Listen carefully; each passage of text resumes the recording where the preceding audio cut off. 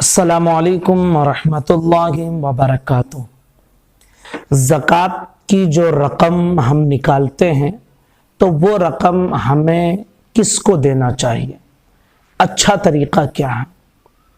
कुरान मुक़द्दस में अगर आप देखेंगे अल्लाह ताला ने इरशाद फरमाया, इन्नमस सदक़ातु लिल फ़ुक़राइ वल मसाकीन वल आमिलीन। इस तरह पूरी तफसील के साथ बयान किया गया कि 8 लोग ऐसे हैं कि जिनको आप अपनी ज़कात की रकम दे सकते हैं।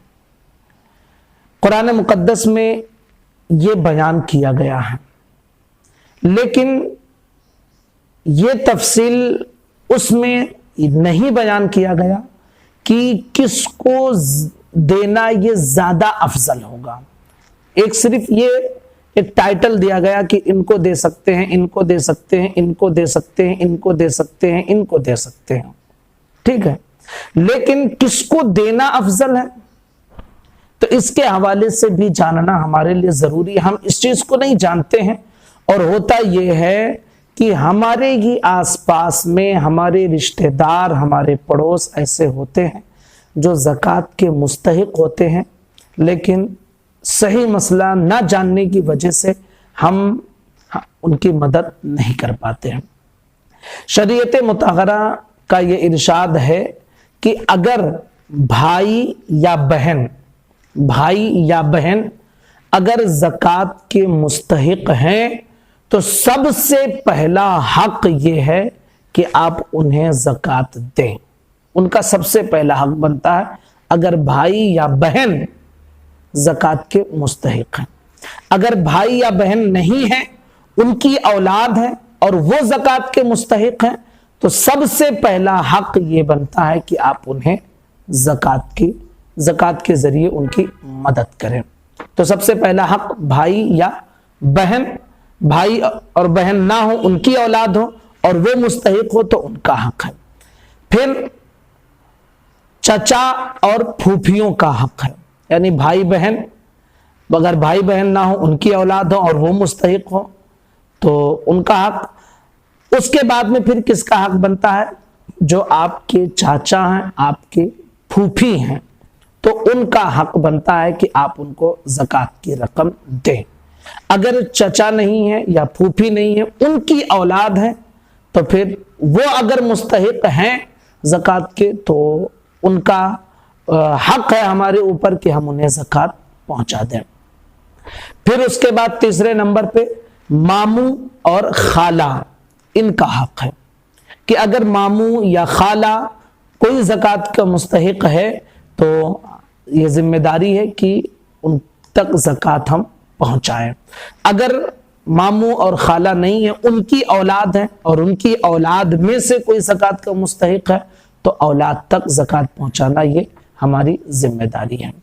फिर ज़विल अरहाम, यानी वो रिश्तेदार जो माँ, बहन, बीवी या लड़कियों की तरफ से मंसूब होते हैं। अब जैसे माँ की तरफ से खालाएं होती हैं, ठीक है, तो अगर वो ज़कात के मुस्तहिक हैं तो उनको भी पहुंचाएं। इसी तरह बहन है तो बहन की ननंद वगैरह, इस तरह के जो लोग रहते हैं अपने ही रिश्तेदारों में, जो माँ की तरफ से, बहन की तरफ से, अपनी बेटियों की तरफ से जो है रिश्ते में आ जाती हैं और वो ज़कात के मुस्तहिक हैं, उनको ज़विल अरहाम कहा जाता है, तो उन तक भी हमारे ज़कात की रकम पहुंचाना ये उनका हक है। उसके बाद में फिर पड़ोसियों का हक है। आपके पड़ोस में जो लोग रहते हैं अगर वो ज़कात के मुस्तहिक हैं तो उन तक हम अपने ज़कात की रकम को पहुंचाएं। फिर अपने अहले पेशा का, यानी जो काम आप करते हैं उसी तरह के काम करने वाले आपके और लोग हैं जो आपके हम पेशा हैं लेकिन वो ज़कात के मुस्तहिक हैं, तो उन तक भी ज़कात पहुंचाएं। उसके बाद में आप अपने शहर वालों को ज़कात दें, यानी जहां पर आपका माल है वहां के लोग जो मुस्तहिक हैं आपके अहले शहर में से, उन तक आप ज़कात की रकम पहुंचाएं। तो शरीयत ने ये इस तरह तफसील बयान की है کہ پہلے آپ کس کو دیں، پھر کس کو دیں، پھر کس کو دیں، پھر کس کو دیں، پھر کس کو دیں، یہ اچھا طریقہ اور افضل طریقہ ہے کہ اس طرح آپ زکوٰۃ کی رقم لوگوں میں بانٹیں۔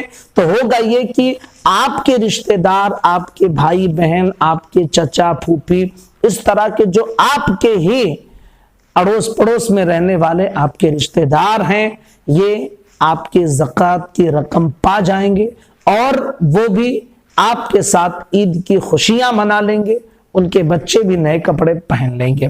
ہم ان چیزوں کو نظر انداز کر دیتے ہیں اور دور دور تک تو ہماری زکوٰۃ کی رقم پہنچ جاتی ہے، لیکن ہمارے رشتہ دار کتنے ایسے رہتے ہیں جن تک ہماری زکوٰۃ کی رقم نہیں پہنچ پاتی، حالانکہ وہ مستحق ہوتے ہیں۔ ہم اپنے پڑوسیوں کو چھوڑ دیتے ہیں حالانکہ وہ مستحق ہوتے ہیں، اور نہ جانے کس کس شہر میں ہم اپنے زکوٰۃ کی رقم پہنچا دیتے ہیں۔ ہر شہر کے لوگوں کی یہ ذمہ داری ہے کہ وہ اس طرح کا خیال رکھیں تاکہ واقعی جو مستحقین ہیں زکوٰۃ کے ان تک وہ مال پہنچ جائے۔ گزارش کروں گا اپنے تمام ساتھیوں تک ضرور اس کلپ کو پہنچائیں۔ السلام علیکم ورحمۃ اللہ وبرکاتہ۔